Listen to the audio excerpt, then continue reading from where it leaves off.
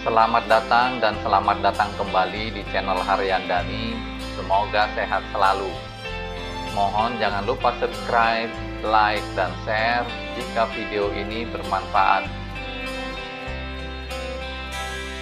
Tema kali ini adalah mengenai tanggung jawab auditor untuk mendeteksi kecurangan dan keterbatasan inheren suatu audit. Materi yang dibahas hanya tentang audit keuangan dengan merujuk pada standar audit SA200 dan SA240. Standar audit SA200 dan 240 mensyaratkan bahwa auditor yang melaksanakan audit berdasarkan standar audit bertanggung jawab untuk memperoleh keyakinan memadai tentang apakah laporan keuangan secara keseluruhan bebas dari salah saji material yang disebabkan oleh kecurangan atau kesalahan, di mana risiko akibat kecurangan lebih tinggi daripada risiko akibat kesalahan.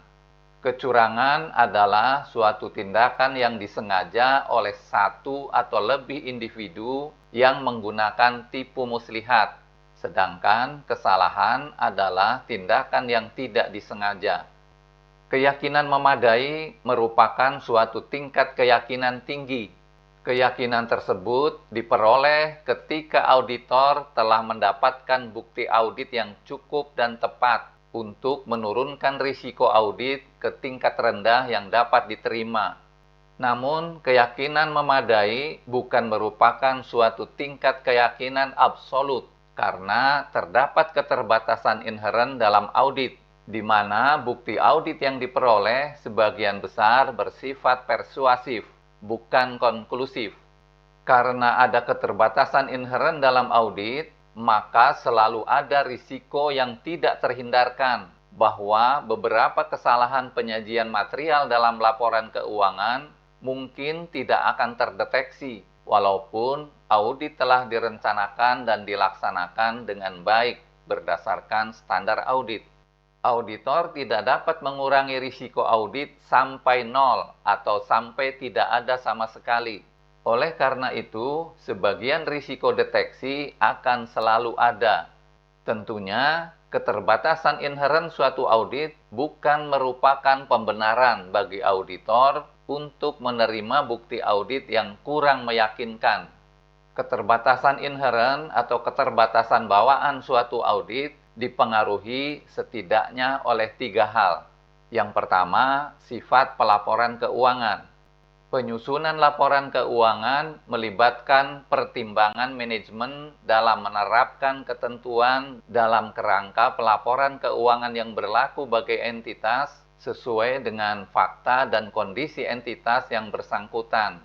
Di samping itu, banyak unsur laporan keuangan yang melibatkan keputusan atau penilaian subjektif atau suatu tingkat ketidakpastian, dan mungkin terdapat rentang penafsiran atau pertimbangan yang dapat dibuat oleh manajemen.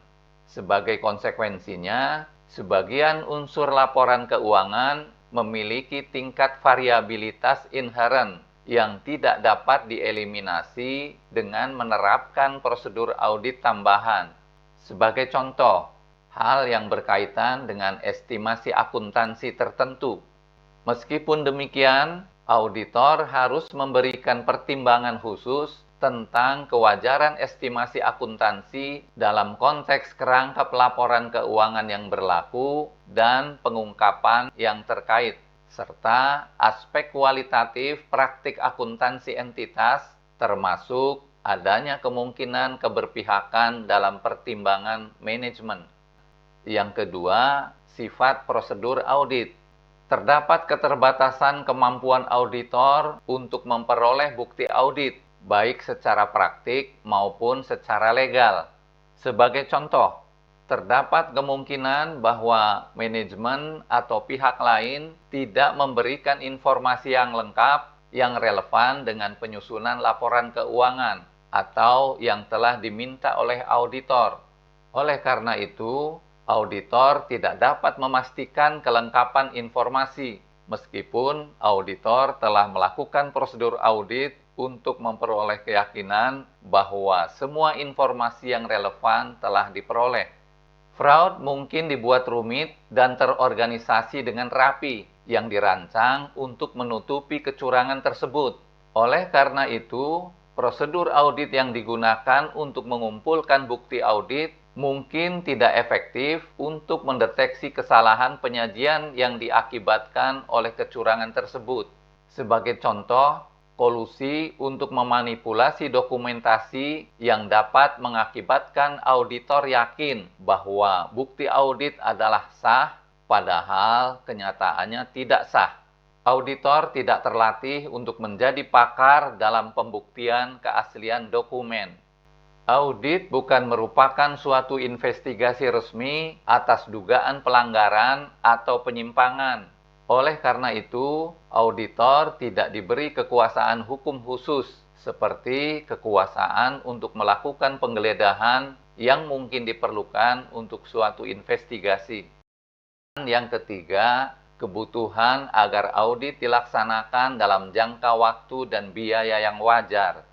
Terdapat ekspektasi dari pengguna laporan keuangan bahwa auditor akan memberikan opini atas laporan keuangan dalam jangka waktu yang wajar dan dengan biaya yang wajar. Dengan menyadari bahwa tidaklah praktis untuk membahas semua informasi yang mungkin ada atau menyelidiki setiap hal secara mendalam dengan asumsi bahwa informasi tersebut keliru atau mengandung kecurangan sampai terbukti sebaliknya.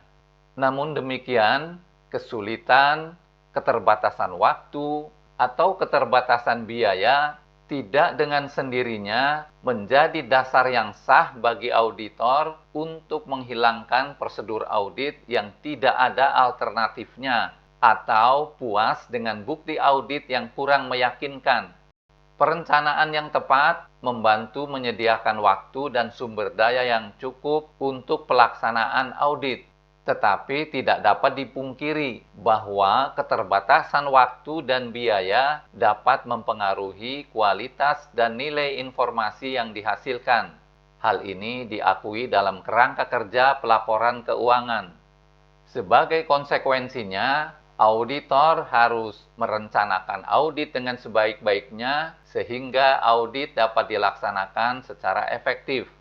Mengarahkan audit ke area yang diduga paling mengandung risiko kesalahan penyajian material, baik yang disebabkan oleh kecurangan maupun kesalahan.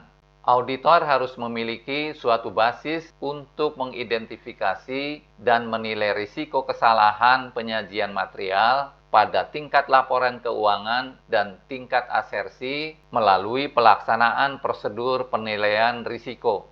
Menggunakan pengujian dan cara lainnya dalam memeriksa populasi sedemikian rupa, sehingga menyediakan suatu basis wajar bagi auditor untuk menarik kesimpulan tentang populasi.